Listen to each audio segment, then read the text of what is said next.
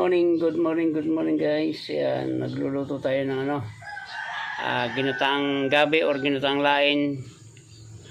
Ito po isasawag natin. Isang buong pata ng baboy. So yun guys, pabubulain muna natin ito. Pakukulain natin at pag bumula ito ay hugasan natin ulit bago natin isalang at tuluyang palambutin. So yun guys, pakukulaan muna natin at alisin natin yung bula niyan. Yan guys, hugasan na yan, hindi ko na naipakita sa inyo. Pero maya pang konti at medyo matigas pa bago natin lagay ang gabi maya konti.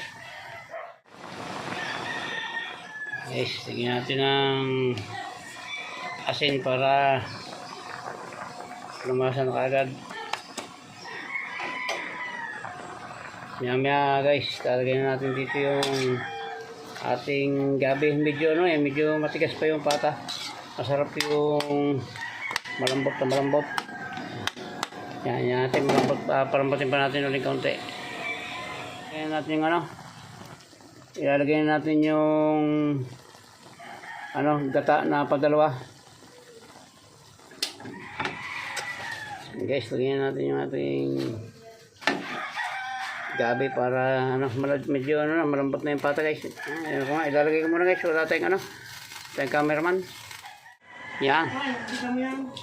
Yan guys, nakalagay na. Tatakpan muna natin para bumaba yung para malanta. Yan guys, nabaliktad ko na.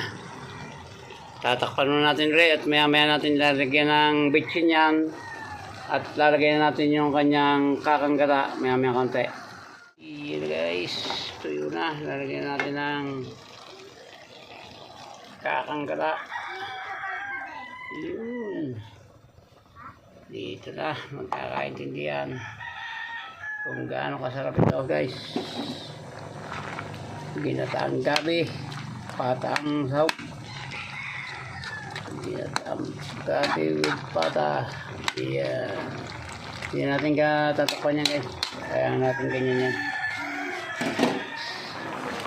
Lalagyan natin ng pampalasa. Tama na yan. Pag latik-latik na ng konti yan guys, okay na yan.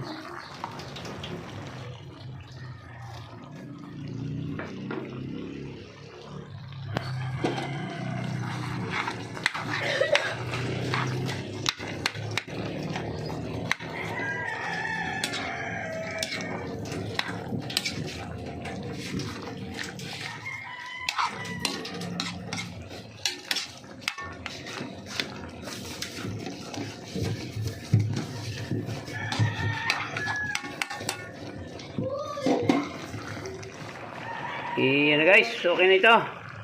Ayan, muli po ay maraming salamat po sa inyo lahat. Sa lahat po ng umabot sa dulo ng vlog na ito ng pagluluto ng ginataang gabi with pata.